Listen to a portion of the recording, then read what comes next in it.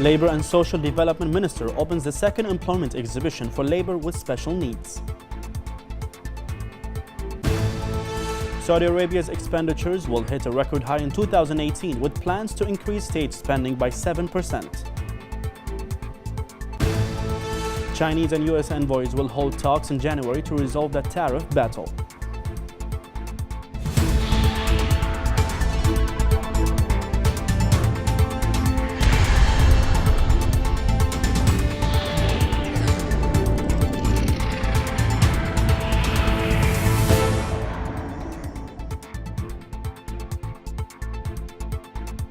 Hello and welcome to Business This Week on Bahrain International with me, Mohammed Yusuf. Labor and Social Development Minister Jamil Ahmeidan opened the second employment exhibition for labor with special needs in the presence of a number of members of the House of Representatives, the Northern Governor Ali bin Abdul Hussein Al Asfour, as well as representatives of civil and professional associations and a number of officials. More on this report with Hiba Abdul Ghaffar. Stressing the continued efforts to increase the integration of job seekers with disabilities into various productive sectors in the labor market, a two-day employment exhibition starts to enable them to obtain decent jobs and provide them with the necessary professional skills to prove that they're capable of excellence, creativity and productivity. The people looking for a job are only 179. So we have more jobs in offer than the people looking for jobs. 300 job opportunities are offered by 34 private sector entities after being reviewed and evaluated in proportion to the skills and potential of job seekers with special needs by the ministry. Moreover, the recruitment process will be followed up to complete the procedures and requirements of the employees' integration. It is very good, the job offers, and they have many job offers, so you can apply for the thing that you feel that you are interested in it.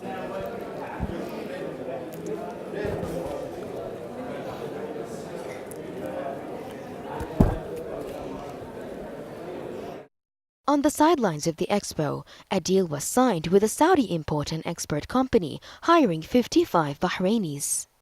We could recruit almost around 55 Bahrainis, and we have a plan actually to recruit more, another 150. So the total will be 200 in our 4 branches. Now the private sector is 65% of the total employment in Bahrain. The private sector take the lead for the employment, and most of the opportunity or job opportunity it's in the private sector now because of the investment activities in Bahrain. In this context, 490 citizens with disabilities have been employed during the last 3 years, which reflects the keenness of the ministry to improve conditions, work environment, and adequate wages for labor with special needs and enable them to be influential and add value to Bahrain's development march. The Ministry of Finance and National Economy held 10 workshops highlighting the technical and procedural aspects of the newly introduced value-added tax, the VAT, effective as of January 1st, 2019 at a standard rate of 5%. The extensive series of workshops aim to increase large businesses' awareness, knowledge and understanding of the newly introduced VAT across a range of sectors including financial, retail, wholesale, manufacturing, construction, real estate, health, education and others. A total of 755 participants representing more than 400 public and private enterprises attended the workshops, during which VAT-related questions were answered. Gulf Air has launched a new mobile app for iOS and Android smartphones, allowing users to manage their Gulf Air trips and book flights, check in online, pre-select seats, monitor flight status, buy Falcon Gold Lounge access, and access baggage all on the go. The new app, which is available on Apple Store and Google Play, will be a one-stop shop for Gulf Air passengers to access a number of facilities and services conveniently from their handhelds, whatever they are. The app is designed to be a user-friendly platform with easy steps to perform common travelers' needs through various personal devices. The Central Bank of Bahrain has decided to effective immediately to raise its key policy interest rate. CBB's key policy interest rate on the one-week deposit facility is raised from 2.50% to 2.75%. The CBB has also decided to increase the overnight deposit rate from 2.25% to 2.50%, the lending rate from 4.25% to 4.50%, while the one-month deposit rate will remain the same at 3.25%. Bahrain-based Investcorp is reportedly looking to invest up to $1 billion in India over the next 5 to 7 years. The company will start evaluating investment opportunities in the country early next year. It said the investment firm is eyeing acquisition opportunities in specialized healthcare, real estate lending, student loan financing, insurance, online lending, and fintech platforms. Its foray into the Indian market is part of the firm's expansion strategy. Investcorp also intends to double its assets and plans to invest in new markets such as Japan and China.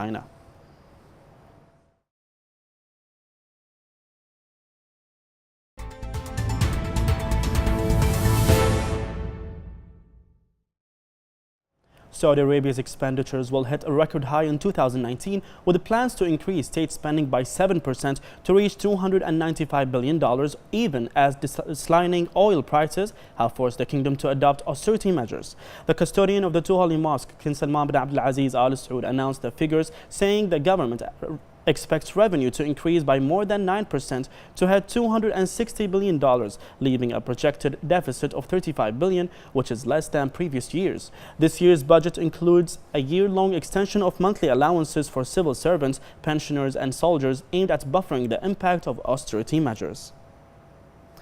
Meanwhile, Saudi Arabia intends to issue around $32 billion of bonds next year to help finance its deficit, with plans to tap international markets in the first half. The world's largest crude exporter country released its budget for 2019 with expectations for a deficit of 131 billion Saudi riyal, or 4.2% of GDP. Saudi Arabia issued international bonds for the first time in 2016 as part of His Royal Highness the Saudi Crown Prince Mohammed bin Salman bin Abdulaziz Al Saud's economic overhaul to prepare the kingdom for life after oil. The Dubai Financial Market General Index has closed at 1.63% lower last week. Stocks in the UAE started the week in the red. The Dubai Financial Market General Index opened at 2,599.05 points and fell during the trading session. It closed at 2,556.68 points, a fall of 1.63%. A'mar stocks fell 3%, and Brent crude oil was selling at $60.28 a barrel by the end of trade. Foreign investors will now be able to own and trade in shares of Kuwaiti banks. According to the new rules, the Central Bank of Kuwait will need to give permission if ownership exceeds 5% of the bank's capital. The move comes after a number of promotional tours abroad in which international investors inquired about the ease of doing business in the Kuwaiti market. The statement noted that many of the foreign investors who approached the Finance Ministry of Kuwait identified a number of obstacles and restrictions imposed, such as the maximum percentage of non-Kuwaiti investors' ownership in a single bank, which is not supported to exceed 49% of the bank's capital unless permission is given by the cabinet and the central bank. Cairo's stock market is experiencing fluctuations as the trading week ends. On the last session of the trading week, the EGX 30 opened on 13,078 points. It dipped early in the session before climbing to 13,115 points, a rise of 0.28%. Dealer Hanan Ramses says activity is due to purchases by Egyptian individuals, while foreign financial institutions and Arabs are gaining profit with a weak trading volume.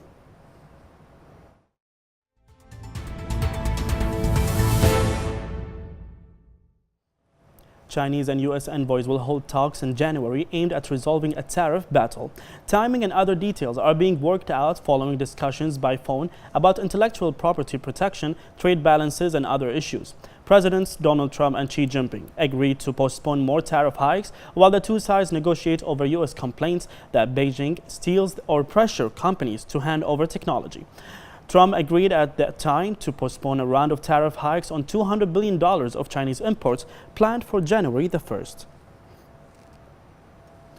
Greek lawmakers approved a heavily indebted country's budget for 2019, the first since Greece exited an 8-year bailout program. Lawmakers voted 154 to 143 in favor of the draft budget, while 3 were absent in the 300-seat House. The plan is still heavy on austerity measures to ensure Greece registers a hefty budget surplus in compliance with a debt relief deal with international creditors. SoftBank Group, the Japanese mobile subsidiary, began trading in one of the world's biggest share offerings, rivaling that of China's Alibaba Group. The initial public offering on the Tokyo Stock Exchange seeks to raise more than 2 trillion yen. SoftBank fetched the initial price of 1,463 yen, down 2% from the IPO price of 1,500 yen announced earlier this month. SoftBank is listing 1.6 billion shares, or about one-third held by its parent company.